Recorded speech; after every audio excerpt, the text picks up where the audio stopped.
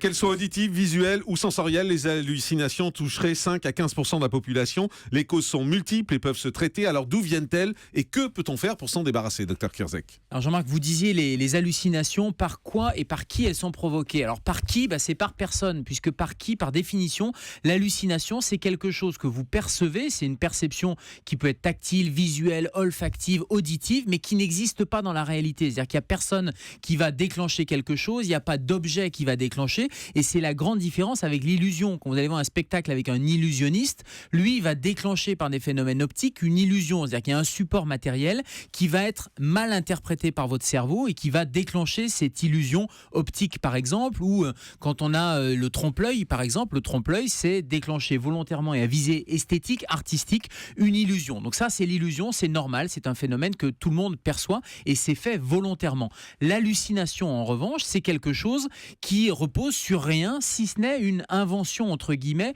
de votre cerveau. Invention du cerveau liée à différentes choses, on verra les causes. Et je vous disais en introduction qu'il y a l'hallucination et l'hallucinose. Et alors la différence, c'est que l'hallucination, la personne qui perçoit le phénomène est convaincue que ce phénomène existe. C'est-à-dire que ce phénomène n'existe pas, mais elle est convaincue, mordicus, que ça existe, et vous aurez beau essayer de la convaincre, lui donner tous les arguments que vous voulez, elle n'en démordra pas. Ce phénomène, elle l'a perçu, elle l'a senti, quand je dis elle l'a senti, ça peut être une odeur agréable ou désagréable. Donc elle ne sait pas que c'est une et hallucination. Elle ne sait pas que c'est une hallucination, contrairement à l'hallucinose, où là, il y a une perception, mais il y a un esprit critique. C'est-à-dire que vous allez vous dire, non, c'est bizarre et ce n'est pas possible. C'est quelque chose qui est en train dans mon cerveau de se passer, et je pense en particulier à certaines crises d'épilepsie partielles. On sait que la crise d'épilepsie, c'est le cerveau qui va à un moment donné faire des décharges électriques. Alors ça peut être une perte de connaissance et une crise généralisée. Alors là, bien sûr, comme il y a une perte de connaissance, on ne s'en rend pas compte, mais ça peut être une crise qui est une crise partielle d'une certaine zone du cerveau, et là, l'autre zone du cerveau va être consciente qu'il se passe quelque chose d'anormal. Et c'est ce qu'on appelle l'hallucinose et non pas l'hallucination. Alors sur les hallucinations, il y a plein d'hallucinations possibles. Des hallucinations auditives, vous allez percevoir des sons, c'est différent des acouphènes. C'est pas les acouphènes où vous allez avoir des petits bourdonnements, mais c'est... On perçoit de vrais sons. Vous êtes convaincu que quelqu'un est en train de vous chanter dans l'oreille, que vous avez des paroles ou une voix d'un revenant. Alors, c'est de la folie, non ? Alors non, alors ça peut être de la folie, c'est-à-dire que si c'est accompagné d'autres symptômes, c'est effectivement psychiatrique et c'est effectivement quelque chose qui est de l'ordre du délire, ce qu'on appelle d'ailleurs un délire hallucinatoire. Mais ce n'est pas que psychiatrique, et il faut éviter d'avoir tendance à tout psychiatriser avec les hallucinations, parce qu'il y a une cause, par exemple, qui est la cause médicamenteuse. Les médicaments qu'on vous prescrit, notamment, je pense au baclofène, mais ça peut être vous savez, pour arrêter, il a défrayé la chronique pour arrêter de boire, il ferait partie du sevrage alcoolique, mais un médicament qui a été arrêté mais qui a été largement prescrit, c'était le diantalvic, vous savez, l'anti-inflammatoire, le dextropropoxyphène. Eh bien, il était cause d'hallucination. On peut avoir la digoxine pour le cœur. Des années, bien sûr, diantalvic, c'était banal. Il a été arrêté pour d'autres raisons.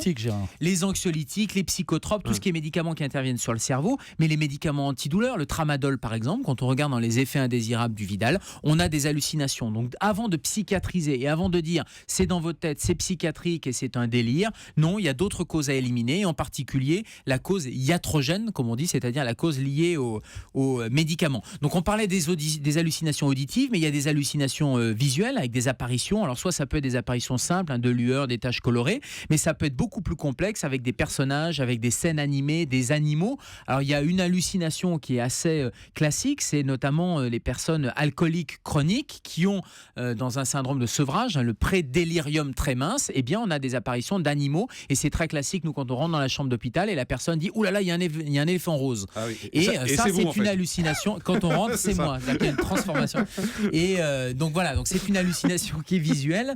Il y a des hallucinations olfactives, soit des odeurs désagréables, soit au contraire des odeurs agréables. Des choses qui sont sur la peau, on a l'impression, la personne vous dit « J'ai l'impression, je suis sûr », ça c'est pas l'impression, je suis sûr qu'il y a des animaux, des araignées qui me marchent sur le visage. Donc on a ces hallucinations, et puis on a tous vécu une hallucination qu'on vit quasiment tous les jours, c'est celle de l'endormissement.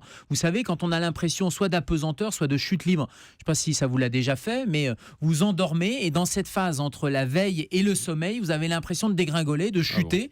Ça ne vous réveille pas, mais c'est une hallucination. Je vais commencer à m'inquiéter. Il va falloir consulter. C'est ce qu'on appelle une hallucination d'endormissement et vous avez l'impression que, alors ça va prendre fin spontanément, soit avec l'endormissement, soit au contraire avec un sursaut, une espèce de sursaut et un réveil, mais ça fait partie des hallucinations. Anne Le Gall. Vous savez, dans les albums de Tintin, il y avait le mirage dans le désert, l'hallucination due à la chaleur. Ça existe vraiment, ça? Alors, justement, dans les causes de l'hallucination, on disait qu'il y avait les médicaments, mais il y a d'autres causes, bien sûr. Des phénomènes de ces phénomènes. La déshydratation en fait partie. C'est-à-dire que la déshydratation avec une altération de la vigilance, puisque c'est ça, ça veut dire qu'on commence déjà à avoir des troubles de conscience. Donc ça fait partie, c'est avant le stade du coma. Mais ces hallucinations visuelles sont effectivement dans le cadre de la déshydratation dans le désert.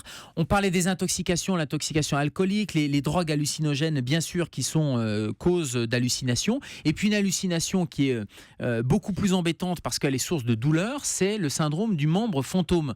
Quelqu'un qui a été amputé d'un membre, d'une main, d'un doigt, d'un bras, va ressentir des douleurs sur ce membre. C'est ce qu'on appelle des douleurs de désafférentation, c'est-à-dire que les nerfs ont été coupés. Physiquement, il n'y a plus le membre, mais il y a encore la mémoire de ce membre et il y a encore la mémoire douloureuse. Et ça, c'est quelque chose qui est extrêmement embêtant parce que c'est très handicapant avec des douleurs qui sont parfois atroces et réelles.